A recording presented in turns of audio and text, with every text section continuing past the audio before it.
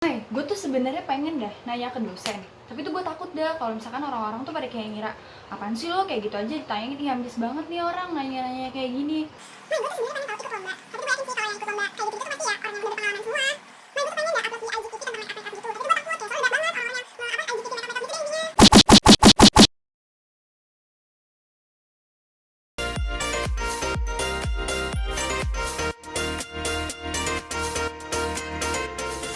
Assalamualaikum semuanya, balik lagi di bentar, kayaknya lebih asik kalau kita tuh bikin kayak jingle-jingle gitu nggak sih? Coba ya.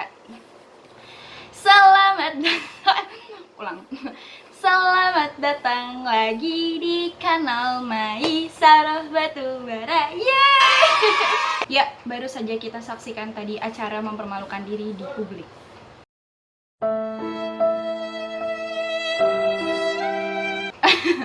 Oke, skip. Oke, halo teman-teman, balik lagi. Akhirnya kita ketemu lagi, alhamdulillah, di kesempatan yang insya Allah indah ini. Ya, kapanpun kalian menonton itu, semoga kesempatannya selalu indah ya. Tadi kita udah ngeliat cuplikan banyak banget. Sebenarnya Mai lumayan sering ditanya sama orang-orang, Mai gimana sih caranya supaya jadi percaya diri gitu. Nah, kalau Mai pribadi sebenarnya nggak pernah menyebut diri Mai percaya diri, karena percaya diri itu adalah apa ya, forever learning process gitu. Percaya diri itu adalah ya setiap kali Hold up. Wait a minute. NANI?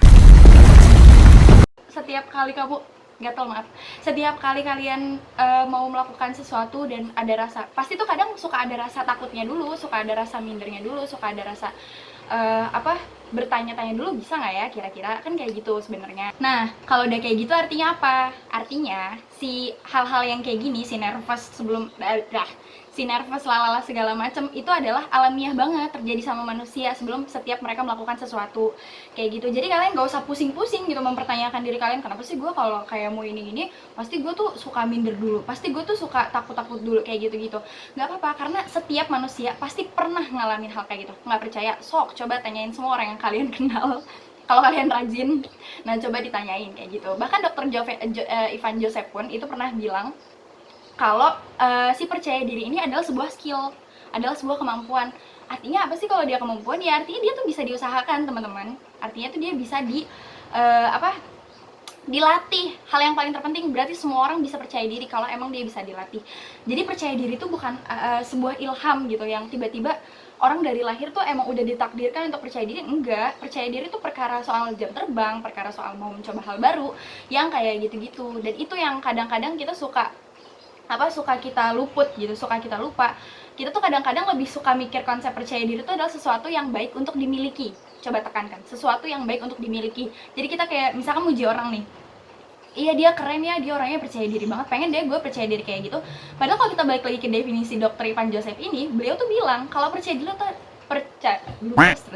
kalau percaya diri itu adalah sebuah skill. Artinya kita tadi bisa mengusahakan itu. Jadi nggak usah ya mungkin boleh gitu, maksudnya bisa kita bilang keren ya orang bisa pede banget, tapi maksudnya kalian tuh berkaca lagi gitu ke diri kalian tuh juga bisa kok keren kayak gitu tanpa harus menyayangkan diri kalian yang tidak sepede orang yang kalian puji itu, kayak gitu kan.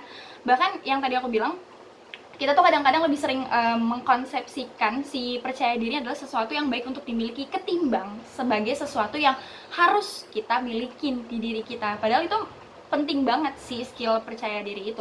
Bahkan banyak banget ahli yang kalau lagi jadi pembicara itu suka bilang tanpa skill percaya gini, kata-katanya gini, without that confidence skill we are useless. Jadi tanpa si skill percaya diri ini kita tuh useless gitu. Useless tuh apa sih artinya? Nggak berguna coy. Maksudnya ya Allah, kita tanpa kepercayaan diri tuh jadinya nggak berguna gitu. Kayak mungkin terdengar kasar gitu ya, kayak nggak berguna, gila aja gue nggak berguna gitu. Tapi maksudnya ya kalau coba kita tilik lagi ya, emang bener kita tuh percuma gitu, percuma kita punya pemikiran hebat kalau kita nggak percaya diri untuk menyampaikannya, karena kita takut sama respon orang-orang. Percuma kita punya tulisan yang gila, keren banget, diksinya, iramanya, ajib pokoknya, tapi kita takut buat nge-publish gitu, buat nge-expose karena takut sama respon orang-orang gitu misalkan. Karena merasa banyak orang yang lebih tulisannya di luar sana lebih hebat, tapi kayak udahlah gue nggak usah kayak gitu-gitu. Kayak percuma gitu kalau misalkan kita punya segala sesuatu yang sebenarnya kalau kita share itu akan ada 1, 2 atau bahkan lebih orang yang anggap itu wah, tapi kita lebih maintain, tapi kita lebih cenderung untuk pengen keep itu sendiri. Karena apa? Karena kita nggak berani, karena kita nggak percaya diri. Beda ceritanya kalau misalkan emang hal-hal yang kita produksi itu kayak si kayak si tulisan ini atau pemikiran-pemikiran atau hasil bacaan atau apapun itu emang kita konsumsi buat diri kita sendiri. Beda kalau itu ceritanya bukan ke ranah percaya diri. Kalau misalkan itu emang pengennya konsumsi pribadi kalian, ya udah nggak apa-apa, sok gitu. Tapi kan ini ketika orang sebenarnya tuh punya sesuatu yang bisa mempengaruhi orang lain dengan jalan yang baik, tapi dia nggak percaya diri coy sama kemampuannya, itu kan kayak agak bener kalau misalkan dibilang tadi without that bloopers terus without that skill confidence we are useless gitu. Sayang aja kalau misalkan pada akhirnya hal-hal keren itu kalian keep sendiri gitu. Mungkin soal gue mungkin bisa kayak gini, soalnya gue takut Mai kalau misalkan nge-share apaan sih nanti respon orang tuh kayak pada nggak dukung, nggak suportif. Cuy, guys, everybody percaya diri itu adalah perkara kita percaya sama diri kita coy, bukan kita mengharapkan respon orang yang baik-baik. Jangan sampai konsep percaya diri yang kita amini di diri kita itu adalah ya percaya pada persepsi orang lain yang baik-baik buat kita gitu. Jadi kayak standar keberhasilan kamu tuh diukur dari pujian segala macam gitu. Jangan mau dikontrol persepsi orang, jangan mau kita pikirannya tuh disederhanakan, direduksi kalau sesuatu yang kamu hasilkan tuh bagus berdasarkan banyak enggaknya pujian yang kamu dapat gitu. Karena gini aja, bisa jadi orang tuh nggak muji kita karena dia merasa insecure gitu untuk memuji. Tapi karena kita nggak dipuji, kita juga jadinya insecure gitu karena aku nggak ada yang muji ya gitu. Itu kan jadi kayak lingkaran insecure, udah muter-muter aja gitu di situ kayak gitu. Jadi kita kayak nggak akan pernah dapet jawabannya kalau misalkan kita bergantung sama persepsi orang gitu. Jadi tutup telinga. Maksudnya kita tuh nutup telinga di sini tuh adalah kita tuh nggak mau membiarkan kemungkinan-kemungkinan yang ada di kepala kita, yang bahkan itu belum tentu terjadi gitu, itu tuh merasuki dan menguasai serta mengontrol diri kita gitu loh. Jadi kita harus tutup telinga dari hal-hal yang kayak gitu. Ingat, jangan pernah jadi Tuhan buat masa depan kita sendiri. Jangan pernah so tau, udah percaya aja sama kemampuan diri kita. Selama kita udah usaha ya udah gitu. Ya gampang sih emang mungkin ngomong kayak gini, karena aku juga Mei juga bisa ngomong kayak gini karena dulu udah sampai capek gitu ngebanding-bandingin diri Mei terus sama orang lain. Nah ini nih yang lucu. Kita tuh manusia suka banget ngebanding-bandingin diri kita sama orang lain. Padahal ibu bapak aja beda, latar keluarga aja beda, kita besar di mana dia besar di mana juga beda. Tapi nggak tahu kenapa gitu, kayak wajib aja gitu rasanya kita harus ngebandingin diri kita dulu sama orang lain. Kayak membandingkan diri sendiri dengan orang lain tuh jadi sebuah kewajiban gitu buat kita, kayak keharusan gitu. Kayak nggak afdol nih kalau belum ngebandingin diri sama orang lain gitu. Padahal ya ngapain gitu, maksudnya ngerti gak sih? Kamu ya kamu, dia ya dia, mereka ya mereka, kita ya kita, ya udah masing-masing aja gitu sendiri. Jangan pernah jadikan itu sebagai sesuatu yang harus banget, gue harus banget bandingin diri gue dulu sama orang lain gitu. Tapi kan kadang ngebandingin diri suka jadi positif, Mai. Iya, suka jadi positif kalau setelah kita membandingkan diri, kita tuh wah berarti gue harus bisa nih kayak dia, gue harus kayak gini. Kita tahu apa yang selanjutnya kita lakuin.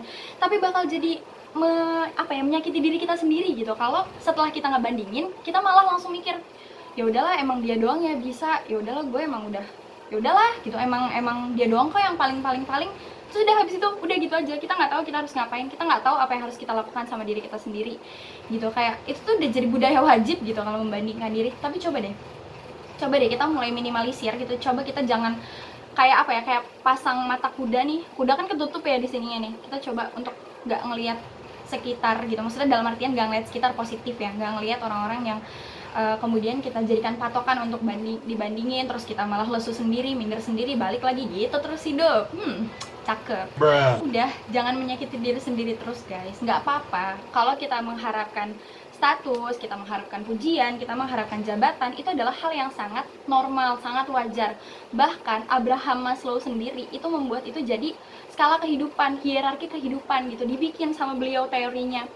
Tapi akan sangat tidak wajar, akan jadi nggak sehat ketika kita nggak bisa hidup tanpa itu.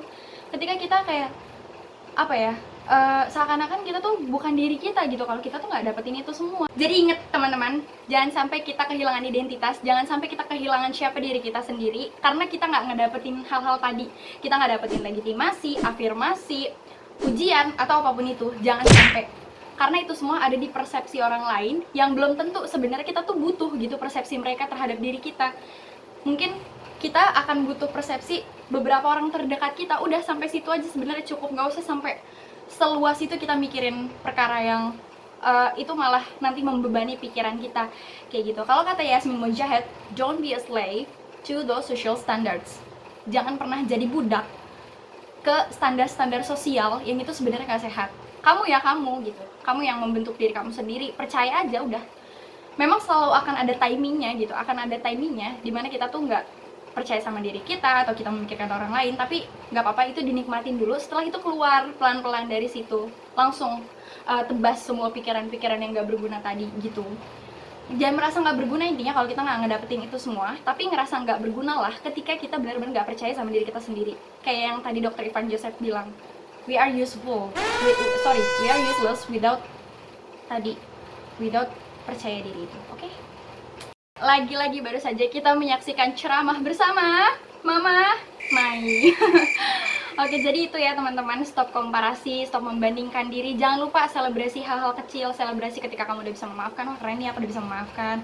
Selebrasi hal-hal kecil, selebrasi itu nggak perlu yang kamu makan di tempat mana atau beli apa, ngabisin duit segala macam. Selebrasi itu cukup, wah ternyata aku berhasil ya kayak gini, wah ternyata aku bisa ya menjalani segala macam. Dan yang terakhir yang paling penting untuk membentuk percaya diri adalah jangan mau dibentuk sama persepsi orang lain yang kita nggak butuh pendapatnya gitu. Jangan mau menjadi diri yang itu ada di bawah bayang-bayang persepsi orang lain. Kayak gitu aja sih dari Mai. Semoga ceramah bersama Mamah Mai ini sangat membantu kalian dan membuka mindset sebenarnya lebih ke mindset sih daripada hal-hal yang praktikal, untuk bisa membangun kepercayaan diri. Semangat tadi seperti yang udah aku bilang di awal, percaya diri itu adalah forever learning bloopers terus kenapa sih?